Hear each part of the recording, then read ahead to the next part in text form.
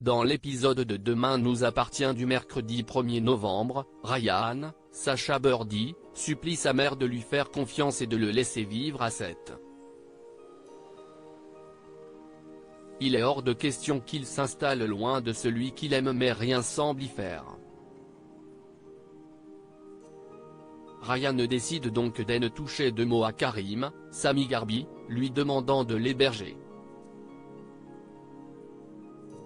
Peu après, Karim reçoit cette même demande de la part de Romy, Dounia Cohézin. Celui-ci accepte d'émeubler. Tous les trois, ils établissent donc les règles que Ryan devra suivre chez son oncle. Aux anges, il s'empresse d'annoncer la bonne nouvelle à Jack, Dimitri Fouk, et lui propose de fêter ça en s'offrant une nuit en amoureux, à camper. Pour confirmer l'identité d'Adèle, Aliénor Bouvier, Aurore, Julie Desbazac, décide de faire passer un test graphologique à la jumelle réveillée. Héloïse accepte de s'y prêter, après s'être assuré que Bart, Hector Langevin, ne doutait pas de sa parole. Après analyse, l'écriture correspond parfaitement à celle d'Adèle. Les enquêteurs en déduisent donc que si est bel et bien Adèle qui s'est réveillée.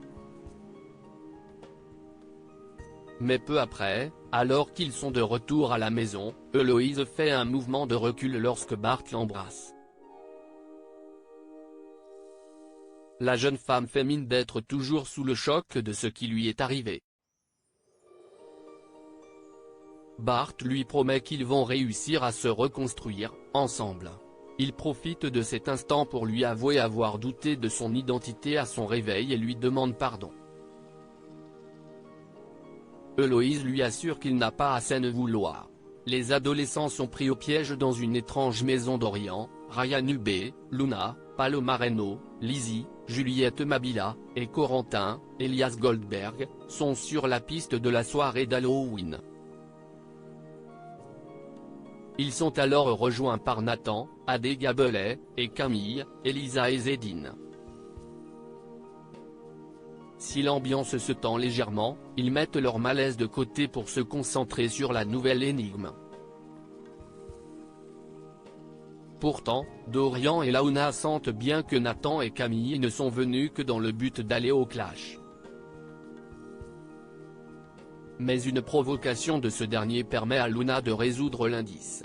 Direction donc le cimetière où une nouvelle énigme les attend. Grâce à Camille, ils parviennent à trouver des coordonnées GPS. Quand ils arrivent sur le lieu de la fête, ils sont seuls et sans réseau. Dorian commence à angoisser mais Nathan et Camille le tournent en ridicule et tous acceptent de rentrer dans la demeure. Une condition leur est toutefois imposée, ils doivent laisser leur téléphone à l'entrée. Ils se retrouvent ensuite enfermés dans une pièce mais, claustrophobe, Lizzie est prise de panique.